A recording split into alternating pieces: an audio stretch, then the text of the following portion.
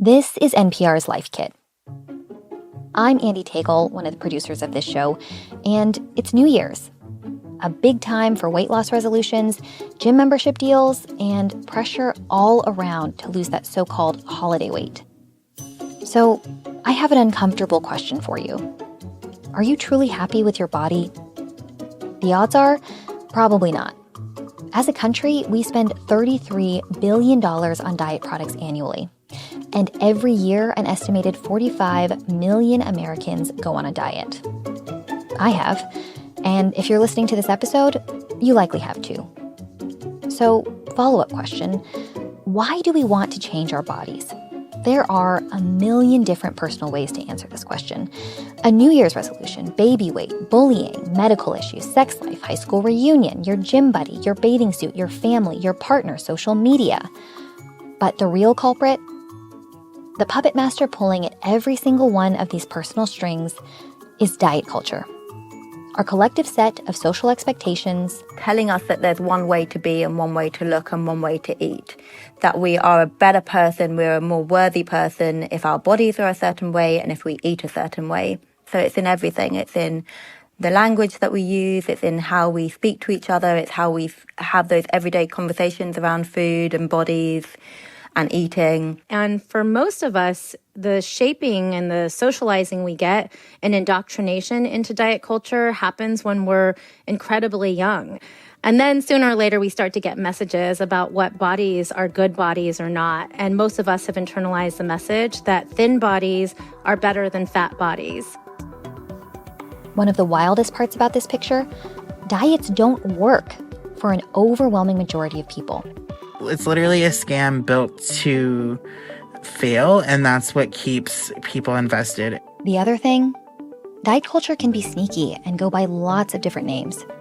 These days, it's often disguised as wellness or a healthy lifestyle or getting strong. But it's just a rebranding. There's that very common error of equating health and thinness as one and the same, and that you can tell how healthy someone is by their body size. Let's hear that again. Thinness and health are not the same, and fatness does not necessarily equate to being unhealthy. That might feel hard to believe, but stick around. Our culturally accepted health and beauty standards are actually a mixture of 1 part flawed science and 2 parts fat phobia rooted in racism, oppression, and the maintenance of social hierarchy. The resulting cocktail is our diet culture, an ever-adapting, all-present societal force that places our bodies on a hierarchy. The ways that we interact with food or the ways that we treat our bodies can be seen as means of gaining access to certain spaces, gaining access to love and acceptance and group membership. It pits food as the enemy. Diet culture is drama. It is high drama of the highest order. It takes the simplest, most obvious, intuitive act of eating, and it turns it into a high-stakes thriller. And it ties worth and social capital to weight and appearance. When you fall outside of those parameters of what a normatively desired or desirable body is, you don't get treated as well. And I don't mean that, like, the grocery clerk doesn't, like, smile at you and say hello. I mean, like, you literally don't get jobs. You don't get housing opportunities. So how do we untangle ourselves from all of this? There's plenty you and I can do today, right now, regardless of age or gender or body type, to start freeing ourselves from this dangerous mindset. In this episode of Life Kit, divesting from diet culture. This message is brought to you by the NPR Coffee Club. A subscription brings fresh roasted coffee directly to your door, and you can also give a gift subscription to the NPR superfan in your life. Learn more about our new NPR blends by visiting us at nprcoffeeclub.org. Okay, the first string we need to cut? Language. You don't have to look too hard to find diet culture in the things we say to each other or to ourselves. I'd love to do just a quick little exercise with you. Yeah. First one. I ate way too much. I'm never eating again. Diet culture. I have to work out today. I took 2 days off last week. Diet culture. Wow, you look great. Did you lose weight? Diet culture. That's Dr. San Chang. I am a Chinese-American non-binary therapist and psychologist and DEI consultant. Chang specializes in research and treatment of eating disorders within marginalized communities in the Bay Area. They say decoupling from diet culture is often eye-opening and also uncomfortable. Once you have started to unlearn or deprogram yourself, it's actually quite painful to see other people feel so badly about their bodies and verbalize it.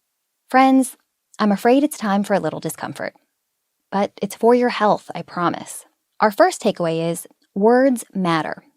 Be intentional in your conversations and your community building. Here's what I mean by that.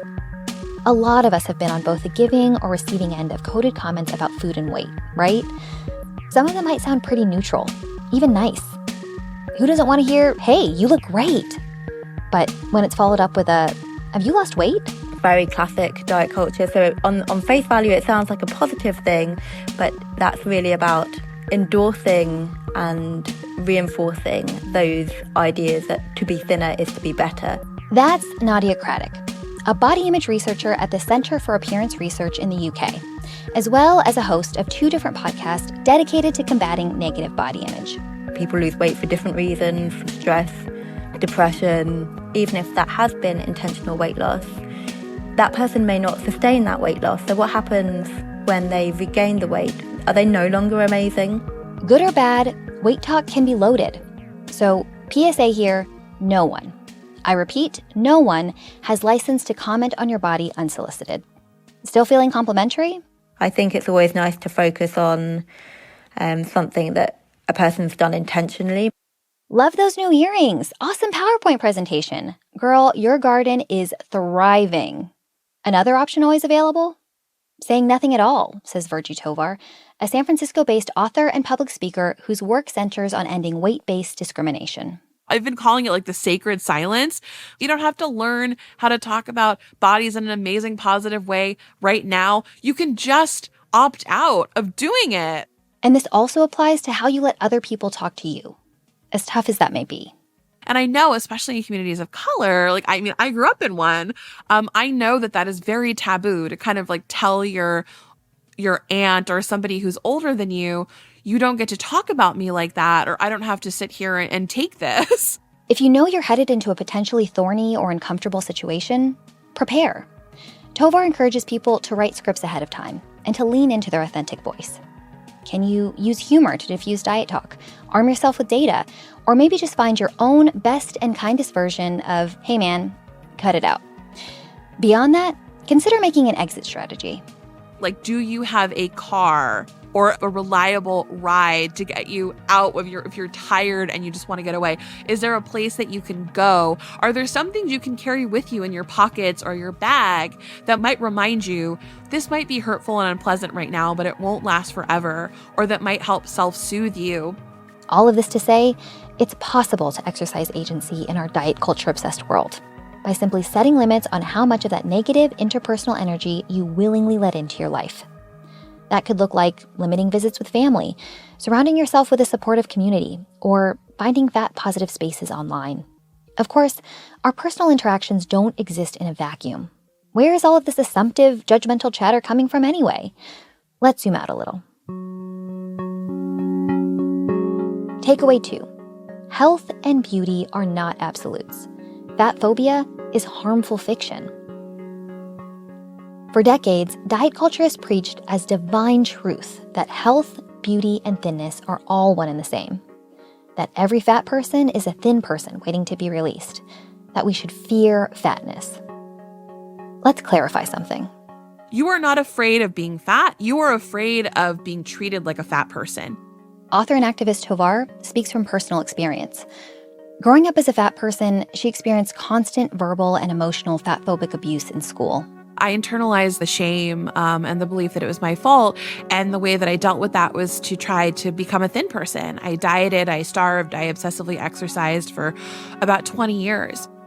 But then, in doing research for grad school, Tovar found a community of fat activists, a group advocating for the rights and dignity of fat people. And they basically told me, you have the right to exist exactly as you are. You don't have to change. Like, you have the right to be fat. The right to be fat. Let's sit with that a second. In a society where thinness equals beauty, this can sound like a really subversive idea. But it's not universally so. I think that we have this idea that beauty is sort of a fixed thing or like a biological or an ahistorical thing. And in actuality, what we know is that what we think of as beautiful is very, very impacted by socialization. Tovar points to the hundreds of years-long practice of foot binding in China and to modern-day communities in Mauritania in which fatness is considered the height of beauty. So much so, parents hire fattening consultants and girls take pills that are used to make livestock bigger. The takeaway for me was that no matter what the beauty standard is, women will die to achieve it in a culture where they're taught that their worth and their access to love and humanity is based on that beauty. So that need to work 100 crunches into your morning routine, or that guilt you feel when you pick the chocolate shake over the kale smoothie, it's probably not about health.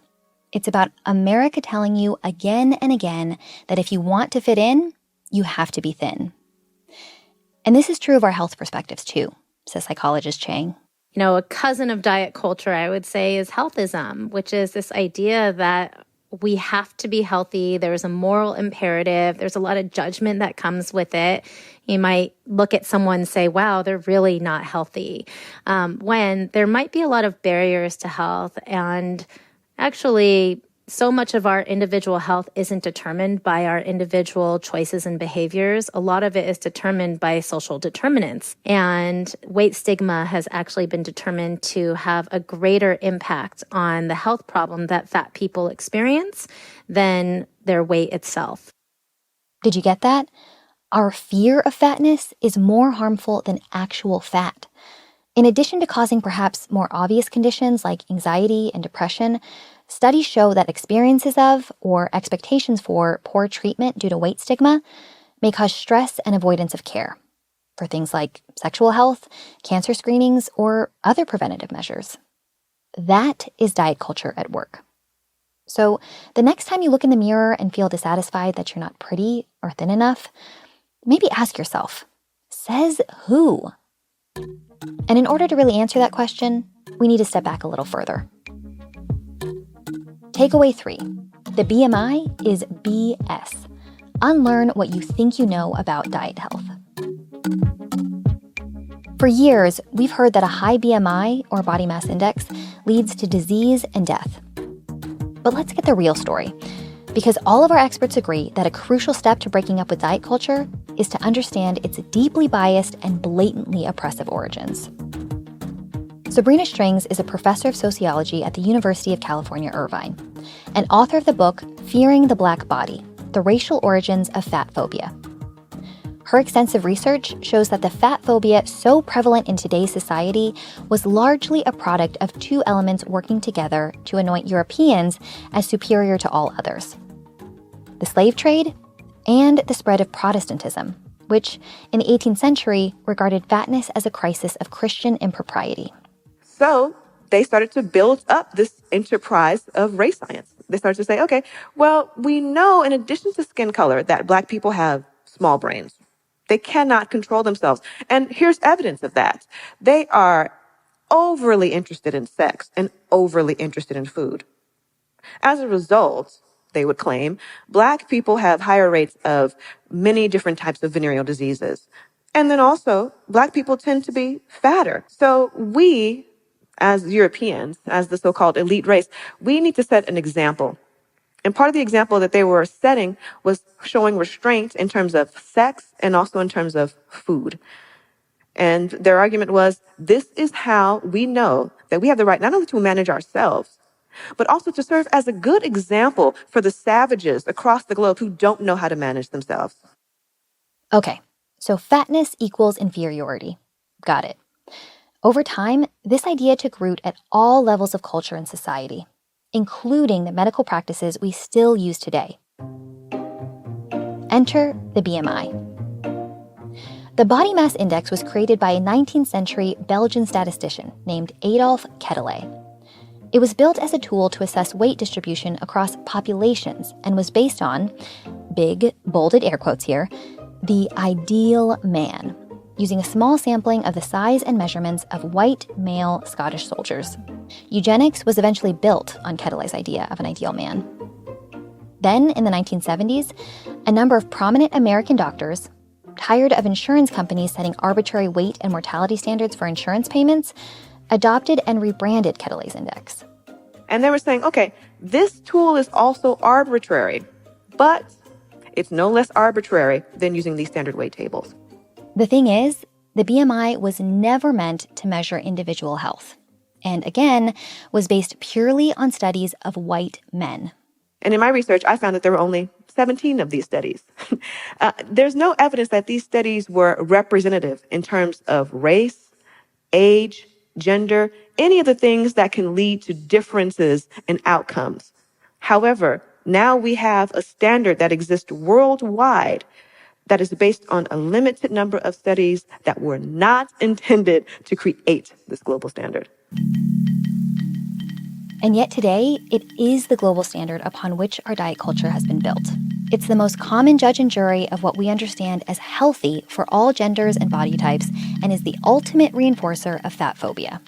Still, String says people often struggle to write off the BMI because of how often it's used to prove that fatness leads to illness. But correlation is not causation. Just because you were able to find that two variables are associated does not mean that one is causing the other. We already know what the real causes of poor health outcomes are.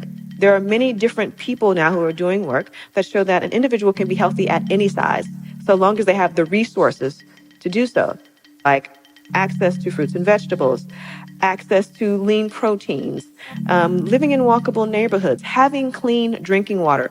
All of these things are so important to our health outcomes. And yet, instead of looking at these factors, people want to focus just on the weight and tell fat people to lose weight. It's useless. Useless. And also as harmful a belief as it is popular. One way to protect yourself here? Chang says you have the right to say no to getting weighed at the doctor's office. If your doctor gives you a weight-based recommendation, don't be afraid to push back or advocate for yourself. If you feel comfortable, ask them what advice they would give to someone at a different BMI. But the work doesn't end there. Which brings us to takeaway 4. Identify and interrogate diet culture messaging. It's everywhere, and it has real consequences. If it isn't already abundantly clear by this point, diet culture is a super sly shapeshifter. If we want to be able to overcome it, we have to be able to spot it in our day-to-day lives. Let's start with how diet culture makes us feel about ourselves. The intrapersonal impact of social media is a common example, says body image researcher Craddock. It can show up in terms of those like food blogs and how people and the language people use around food and how they're portraying food, in terms of food being like somehow virtuous. And then we see those transformations. So we see that a lot. So it's perpetuating that idea that body type and those ways of eating is something that we should be working towards and we should aspire to, and that's what's going to transform our lives and make us happy and successful. If your feed is making you feel bad about your body, Chang says it's time for a check-in. What is causing me to feel this way about my body right now? Is my body that different from what it was yesterday or even this morning?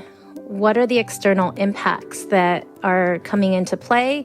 And what choice do I have in terms of how much I want to respond to them? And let's remember here, the face of diet culture has changed over the years.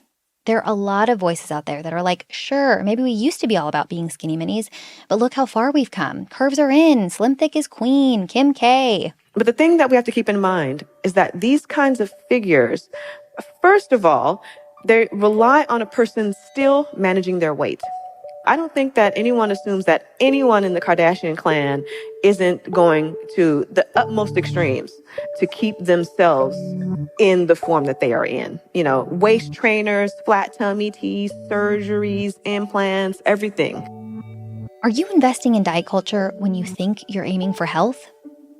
Our contouring makeup, our shapewear, booty building workouts, all of these beauty tools might feel value neutral or even positive, especially when they're promoted by non-white bodies.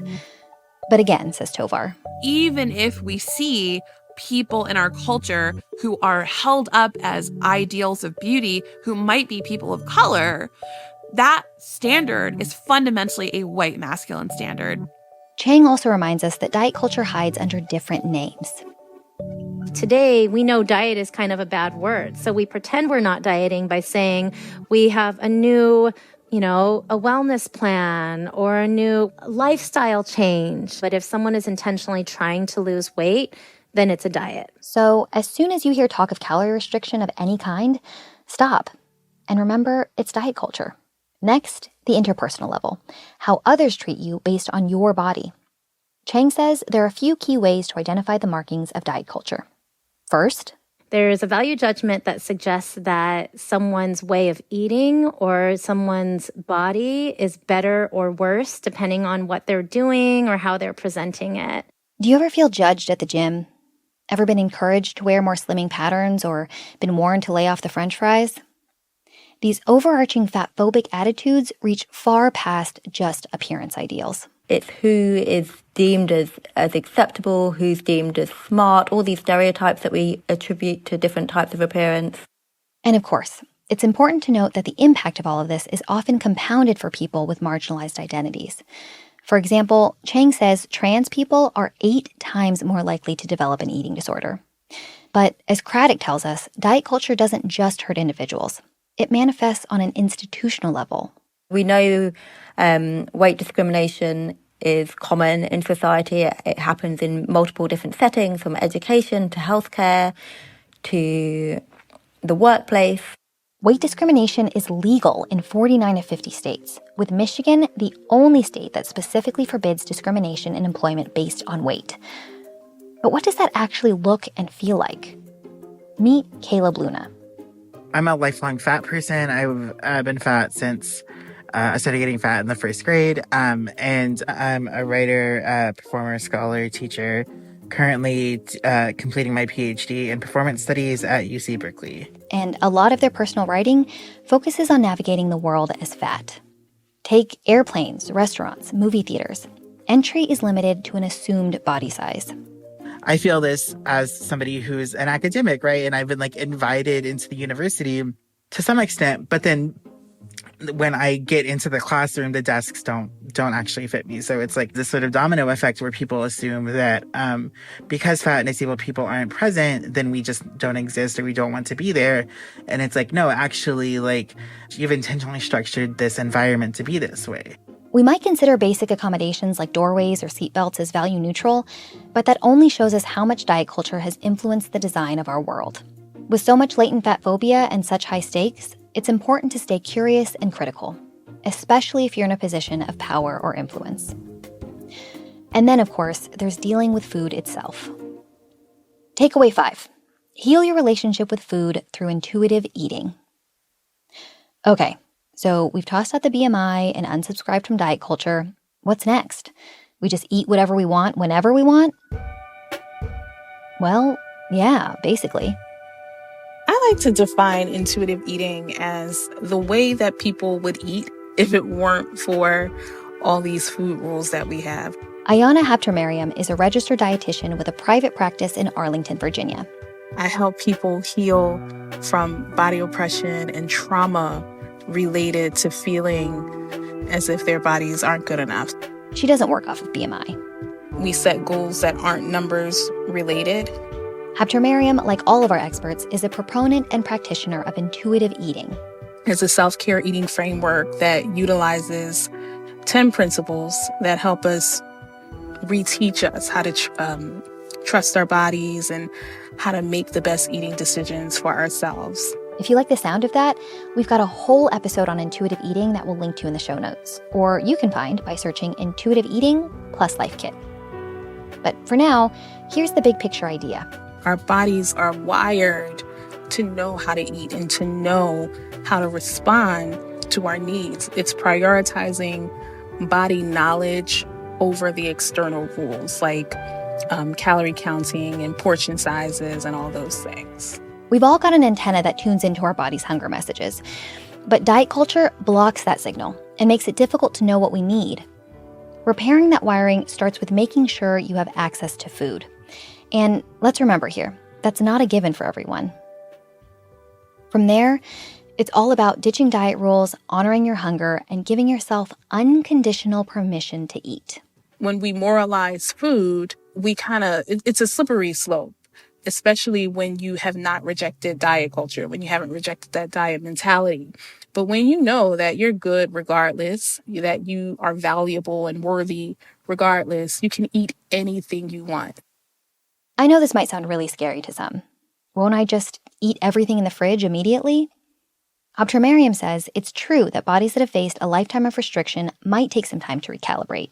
There are systems in place, if you will, or ways that our bodies can make up for what we need. It causes us to be preoccupied with food and think about food all day long. But when nothing's off limits anymore, when you don't have to put the ice cream in the back of the freezer and you don't have to wait for a cheat day, it loses its temptation and that allure. It's important to say here that while this methodology sounds simple, this could be a really hard process for some, especially if you struggled with disordered eating. That's okay, and there are plenty of resources available, from workbooks and support groups to body-positive nutritionists like Optramariam or culturally sensitive, gender-affirming therapists like Chang that can help you through. And those efforts are worth it, because when we decouple what we eat from what we're worth, food is no longer an enemy, and eating is no longer a soap opera. Food is just food, and your body can become an ally. That's huge. Our final takeaway, takeaway 6, is befriend your body. To me, a positive relationship with your body means that you are willing to do the things that any other relationship requires. So you take time, you listen, you pay attention to its needs, you treat it with compassion. There is communication both ways. Be honest. Would you treat your bestie the way you currently treat your body? Would you ever tell your good friend they weren't good enough for not looking like a model, or get angry at them if they got tired and couldn't finish a morning run?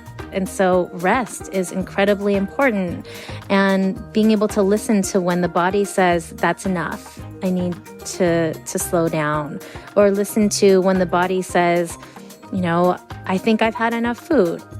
Another way to make nice, remember all the ways your body shows up for you, says Tovar. We're often taught to see our body from a deficit model, like what doesn't it do? What isn't it getting me? And I encourage people to kind of flip that on its head. Regardless of your ability level, your body is absolutely doing rad stuff. Our bodies are amazing. But I hear you. Self-love is hard. Here's Chang again. It might be a lot of pressure, almost a form of gaslighting to say, just love your body, when we've grown up and been socialized in cultures that tell us that our bodies aren't okay or that we should be hating our bodies. So if body positivity feels like too tall an order right now, try instead for body neutrality, meaning we have a relationship to it without judgment, without positive or negative. It just is, and we don't have to react to it. And some days we're going to not actually feel so great about our bodies. And some days we will feel good about our bodies. But for the most part, we're not resting our actions, our lives, our values, or our judgments on whether or not our bodies are bigger, smaller, more beautiful, curvy, etc. And a bonus benefit, disengaging from diet culture and reconnecting with your body will likely result in a lot more free time and mental space. Let's say you spend just 5 minutes a day worrying about food or your body or your weight, and living in the US, that's probably a conservative estimate. That's 30 full hours a year dedicated to self-hate. I could, learn the fundamentals of a new language in that time. I could, learn how to do a floral arrangement in that time. I could learn how to bake probably 4 or 5 new things. At the end of the day, diet culture is extremely intellectually, it's tiresome. It takes a lot of effort to think about it and to constantly be doubting yourself and disliking yourself. And, what else could we do with that time? Yeah, to do literally anything else. Literally that would be better for it. Yeah.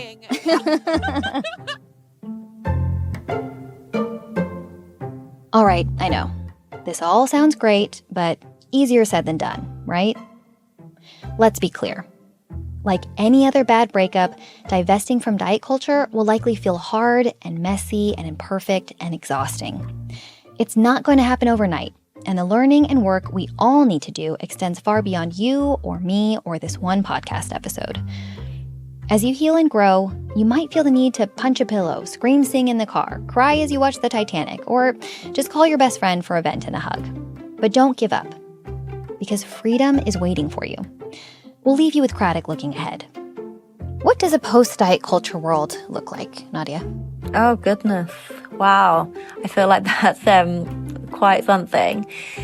I think, to me, I just think so many people will be freer and have more time and energy and money to invest in things that maybe really give them more joy and satisfaction. Okay, I know you've been with us a while. Let's do a quick recap. Takeaway 1. Words matter. Be intentional with the language you use and the commentary you'll accept. Takeaway 2. Health and beauty standards are not absolute. We're socialized to fear fatness.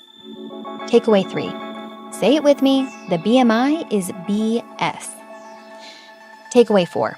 Be cognizant and critical of all of the diet culture messaging around you. It can sneak up on you. Takeaway 5. Heal your relationship with food through intuitive eating. And takeaway 6. Befriend your body by practicing two-way communication. For more Life Kit, check out our other episodes. We've got one on intuitive eating, another on mental health and exercise, another on how to give advice. You can find those and lots more at npr.org/lifekit. And if you love Life Kit and want more, subscribe to our newsletter at npr.org/lifekitnewsletter. And as always, here's a completely random tip. Hi, this is Helen Leong. If you have younger children, then you know the struggle of keeping bathroom hand towels looking nice. Buy brown hand towels. The darker color will hide any stains and look fresher longer. If you've got a random tip or an episode idea,